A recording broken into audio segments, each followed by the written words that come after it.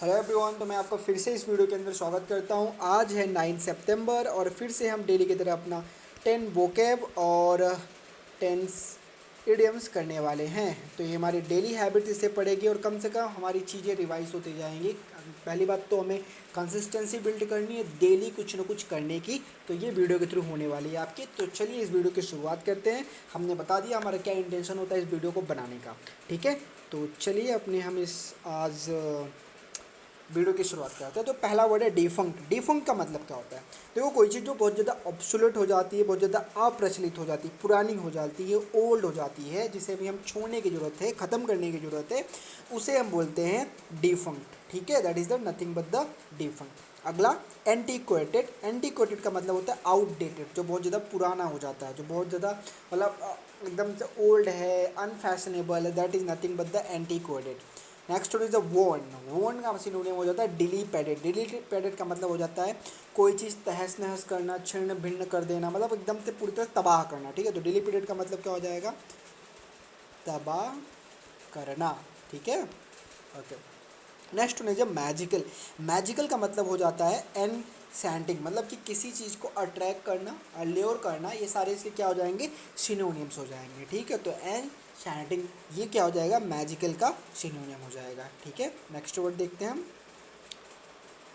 तो अगला है कैलोस। कैलोस का मतलब होता है एज इनसेंसिटिव। इनसेंसिटिव मतलब कि मतलब यार जो ऐसी चीज़ जो सेंसिटिव नहीं है, ठीक है, ये चीज़ होती है, ठीक है। तो कैलोस का सिनोनियम क्या हो जाएगा? Insensitive. Next one is the deterioration. Deterioration का मतलब क्या हो जाता है? Retrogression. Retrogression.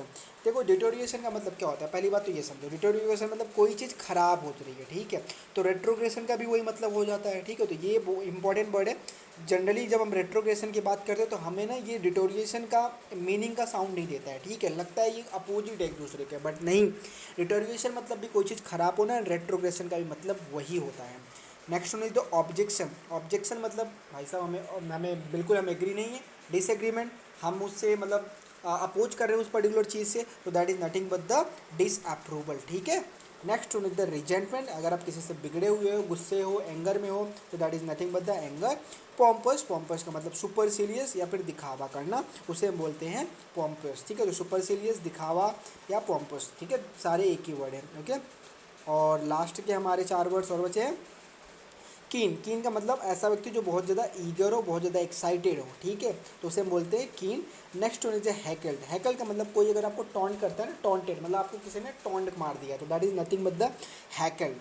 Next one is the compel. Compel क्या होता है? कंपिल मतलब कोई चीज़ जो कंपलसरी होती है, जो करना ही है, ऑब्लिगेटरी होती है, कोई हमारे पास दूसरा ऑप्शन नहीं होता, that is nothing but the Kampil.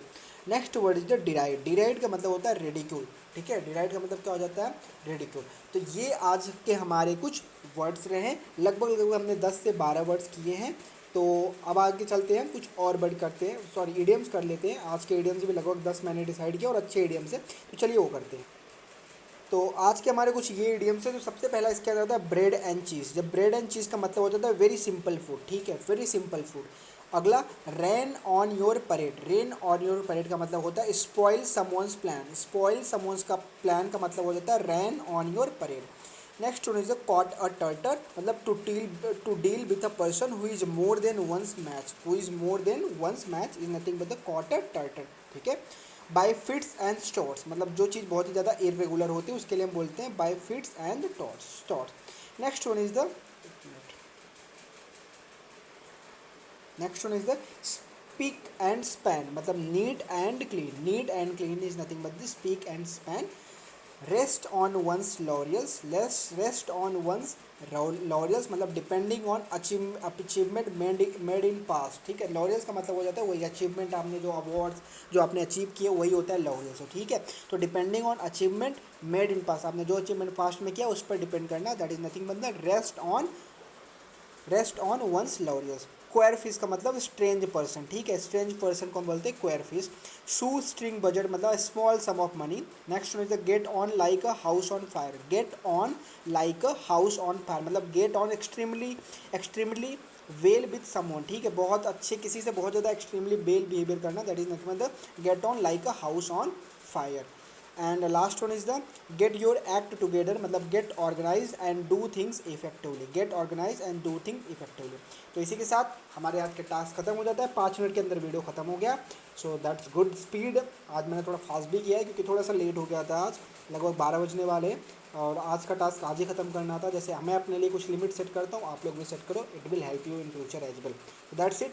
Hope आपको वीडियो पसंद आते होंगे एंड जो भी आपके सुझाव होंगे आप बता सकते हो and what we can do.